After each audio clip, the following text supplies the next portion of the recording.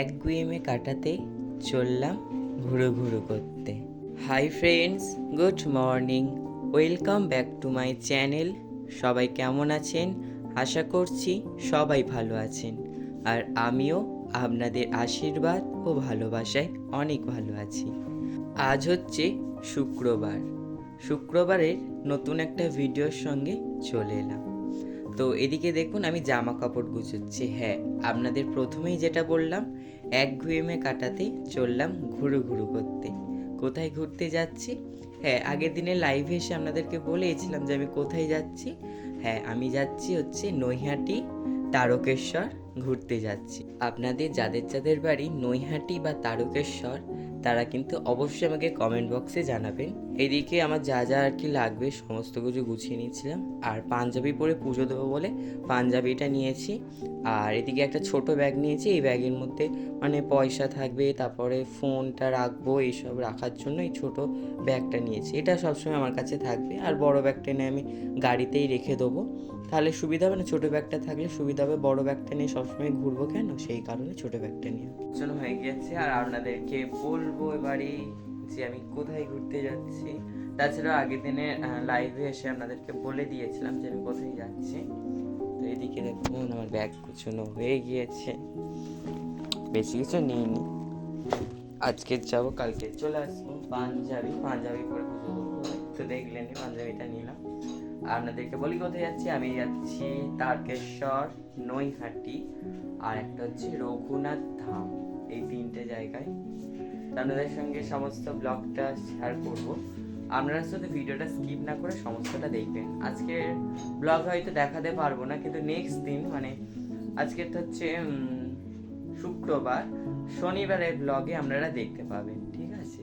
তো চলো, ব্যাগ গুছানো হয়ে গেছে। এখন এর করবো চাল গুঁড়ো করবো, পিঠে করবো, চাল গুঁড়ো করবো। ওই চাল গুঁড়ো পিঠে বানাবে, সেই জন্য। এদিকে দিদা নারকেল কোরানো হয়ে গেছে। এই পিঠে, কি পিঠে ওঠে? তালে শাঁস দিয়ে পিঠে। এটা বেশ ভালো খেতে, আমাদের বাড়িতে ওইটা হয়, বানাই, তো সেই জন্য আজকে বানাবে। তো চলো আপনাদের সঙ্গে রেসিপিটা শেয়ার করি। প্রথমে তালের আটি, মানে তালের আটির মধ্যে একটা শাঁস থাকে, সেটা নিয়েছি। আতপ চাল ভেজানো ছিল, আর নারকেল কোড়া। এই তিনটেকে কিন্তু সুন্দর করে পেস্ট বানিয়ে নিতে হবে, মানে একটা স্মুথ পেস্ট বানিয়ে নিতে হবে।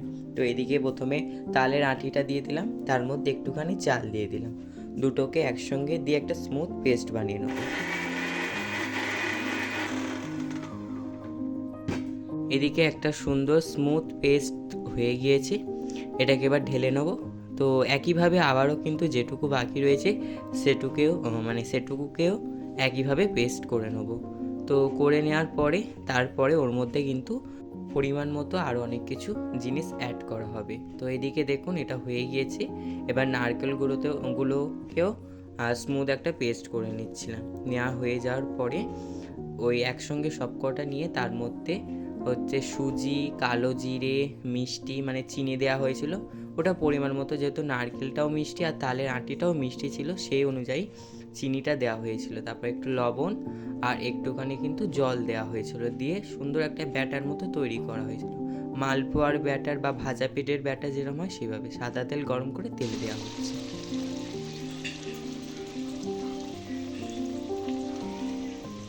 এদিকে দিদা এক একটা করে ভেজে নিচ্ছিল, আর এটা কিন্তু ডুবো তেলেই ভাজতে হবে। আর এটা কিন্তু দিদা শীতের শুরুতেই কিন্তু বানায়।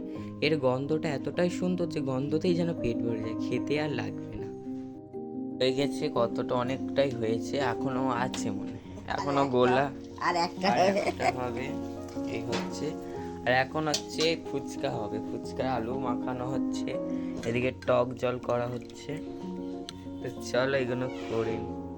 তো এদিকে দেখুন আমাদের হয়ে গিয়েছে, দেখুন টক জলটা আমি বানিয়েছি, আর আলু সিদ্ধ মাখাটাও কিন্তু আমি করেছি। আর এটা কিন্তু নিরামিষ হয়েছে, দিদা যেহেতু খাবে সেই জন্য এখানে নিরামিষ করা হয়েছে। তো চলো একটাই খাবো ফুচকা। এই ফুচকাটা ভেঙে নিলাম,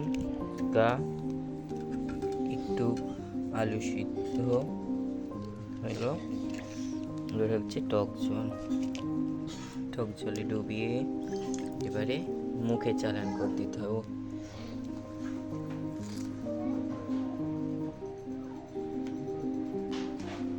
আমি বানিয়েছি, আমি বলছি বেশ দারুণ হয়েছে, দারুণ, সত্যি খুব সুন্দর হয়েছে। নিজে বানিয়ে নিজেকে প্রশংসা করছি, দারুণ হয়েছে।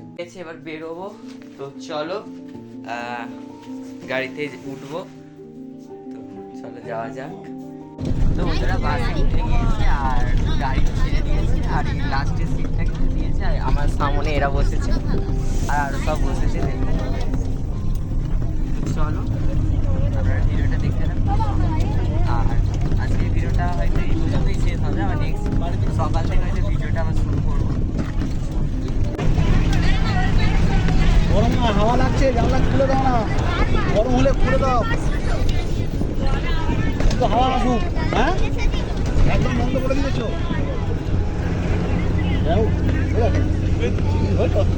দিদি